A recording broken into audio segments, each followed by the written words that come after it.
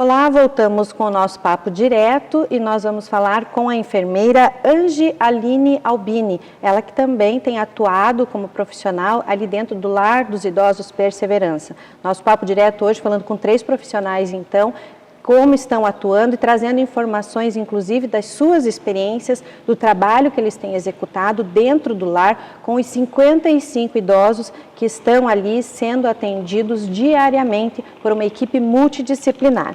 Ali, Angie, eu já fui no segundo nome aqui, já mais fácil, né? Angie, diga uma coisa, eu gosto, como eu já disse até para a Manuela, de que cada entrevistado possa falar um pouquinho mais de si também, sua formação profissional, sua vida pessoal, aquilo que achar realmente importante de trazer, até para que as pessoas que acompanham a nossa entrevista possam conhecer melhor, saber quem são, inclusive, né, nesse momento, os profissionais então, que estão atuando dentro do Lar dos Idosos. Certo. Então, eu sou a Angie, né? Sou enfermeira, tenho uma formação há 10 anos, me formei pela PUC Paraná. Não sou nascida em Paranaguá, mas como eu moro aqui há mais de 30 anos, então eu sou paranaguara de coração, né? Eu tenho uma filha de 7 anos, que está em isolamento social também, né? Recluída. E estou atuando há pouco tempo no Lar dos Idosos, né? Trabalhei quase que o meu tempo de serviço todo pela prefeitura também, em unidade básica de saúde, e agora eu dedico minha profissão ao cuidado dos idosos. Me diga, com relação ao lar desses 55 idosos, tem muitas pessoas no estado assim, estão acamados mesmo, não têm condições de levantar ou fazer algum tipo de atividade, como é que é? Então, a gente lida com idosos, eles têm diferentes graus de necessidades, né? Então, a gente tem idosos independentes, idosos parcialmente dependentes e idosos totalmente dependentes, né? Atualmente são 3 idosos masculinos que contam com uma necessidade um pouco maior, total, né? De banho, de cuidados, alimentação. E os outros acabam tendo doenças pertinentes da idade, comorbidades, né? Então a gente precisa tratar a doença de todos, mas cada um no seu nível diferenciado. Quais os cuidados mais simples, mas que você percebe que fazem uma grande diferença para cada um deles? Então, atualmente com o isolamento social, a gente acaba sendo o carinho que eles têm. Então, mesmo que a gente não possa estar com demonstrações de afeto, assim, tão exibidas, o fato de você ir lá conversar, perguntar como é que dormiu, se está tudo bem, eles já se sentem muito acolhidos, né? Então, isso reflete na saúde com certeza. E você, para uma pessoa que vai começar a atuar, a trabalhar, né, com... nessa área mesmo da enfermagem, que dicas que você daria, né? O que é necessário para atuar? Tem muita diferença atuar com idoso do que com uma pessoa mais nova? Eu acho assim que a enfermagem, como todas as outras profissões, exige um perfil, né?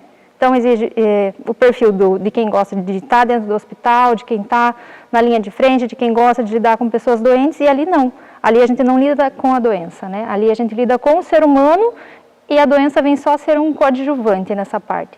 Então, para você estar ali, você tem que ter perfil, tem que ter paciência, porque idoso tem as suas particularidades, né? E tem que estar o tempo todo demonstrando afeto, que é isso que completa todo... Quando você diz paciência, por quê? Digamos assim, a gente já conversou aqui com outros profissionais, inclusive, que estão com psicólogos e outras áreas, até personal trainer que trabalha diretamente com pessoas nessa faixa da terceira idade mesmo, e fala mesmo desse tratamento diferenciado. Eu queria entender assim, por quê? Cada idoso ele já carrega uma história, né? Então ele tem os costumes, ele tem as manias, tem as doenças. Então, assim, não tem como você tratar todos da mesma forma. Tem alguns que são mais agressivos, uns que são mais carinhosos. Então, você tem que saber lidar dentro da particularidade dele. Então, por isso você tem que ter paciência, porque muitos são mais arredios mesmo, às vezes são grosseiros, e você não pode responder, né? Você responde com amor e carinho. Então, assim, a paciência é bem importante. Nessa questão da atuação, não só tua, né, como enfermeira, mas também com os outros profissionais, como é que é a conversa e a definição técnica de como tratar e acompanhar, né, fazer esse monitoramento de cada idoso em função da sua, como você disse anteriormente, da sua dependência parcial ou total e até da independência? Na área da enfermagem a gente acaba tendo muito contato com eles, né, a gente está diretamente ligado. Na instituição existe um esquema de comunicação, até via papel às vezes, como não bate muitas vezes o horário de todos o tempo todo, e a gente precisa estar comunicando, então a gente tem o grupo de WhatsApp para estar se comunicando, e tem uma questão de papel, que a gente preenche um formuláriozinho, deixa na pastinha do outro para a gente ir se comunicando e estar tentando agregar todos os serviços no bem-estar do idoso, né? Tem muita troca de informação, até de repente para revisão de algum tipo de acompanhamento em função, por exemplo, do que um outro profissional diga, olha, está sendo necessário um pouquinho mais disso, perceber determinada situação, até para mudar um pouco o tratamento que você possa dar ou que outro profissional? Isso, até porque cada profissional acaba tendo um olhar diferente, né? O foco do olhar é diferenciado. Então, de repente, o que um fala sempre vem a complementar o serviço do outro, né?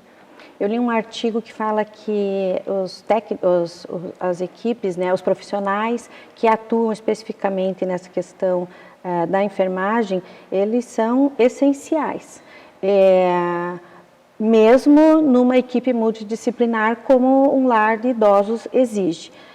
Para você, o que é ser enfermeira?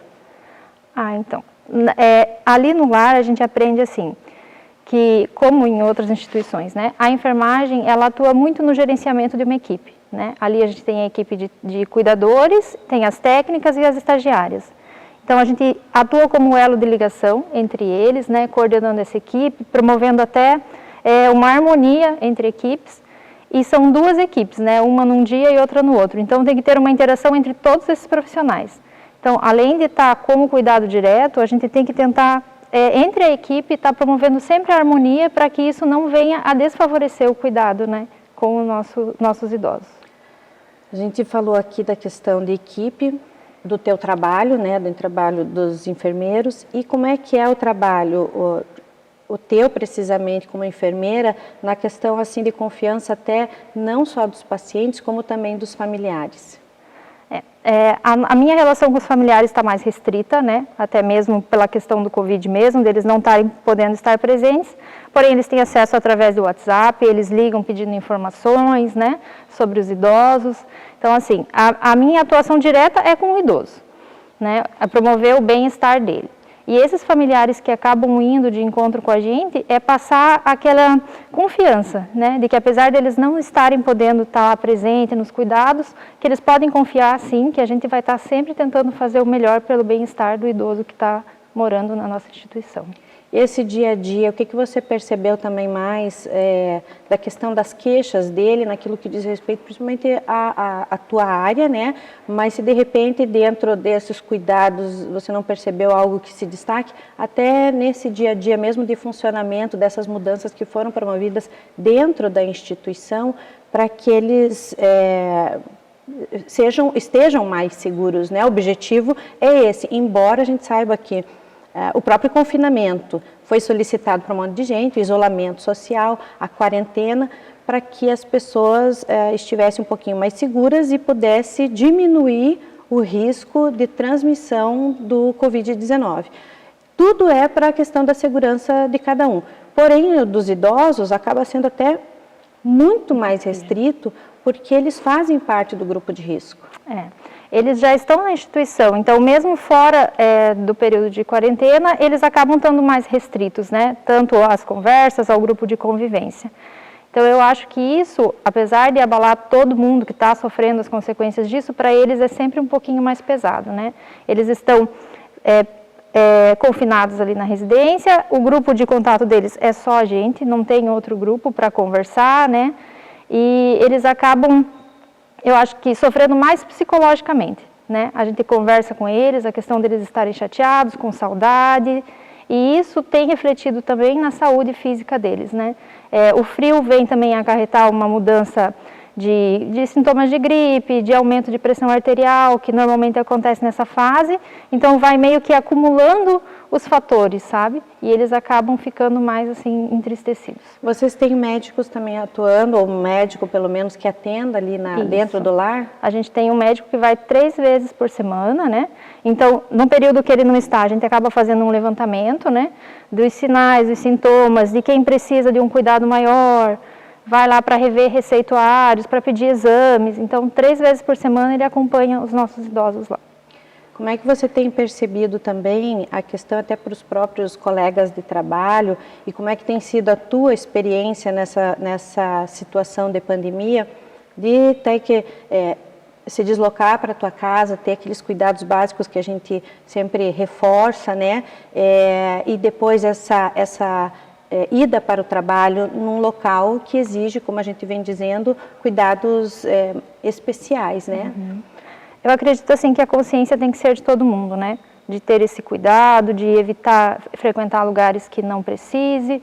Mas a gente, enquanto profissional que está cuidando diretamente de tantas pessoas que estão nesse grupo de risco, acho que é bem mais importante, né? Eu mesmo evito, não tenho contato social com ninguém, é trabalho, casa, casa, trabalho.